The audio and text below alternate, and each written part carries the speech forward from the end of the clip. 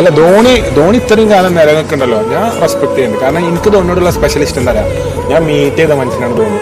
ഇത്ര നല്ലൊരു ക്യാരക്ടർ മൂപ്പർക്ക് അന്ന് വേണമെങ്കിൽ മൈൻഡ് ആക്കാതെ പോകും. മൂപ്പരിനോട് ചോദിച്ചു, hi brother, how you, what do you do? You sing Hindi songs, Bollywood songs? All the best for your future. Bollywood songs? ചോദിച്ചു, all the best for your future brother, all the best, do well, good well, do your job well. ആണ് പറഞ്ഞു. ഇന്ത്യയിലേ പോയി.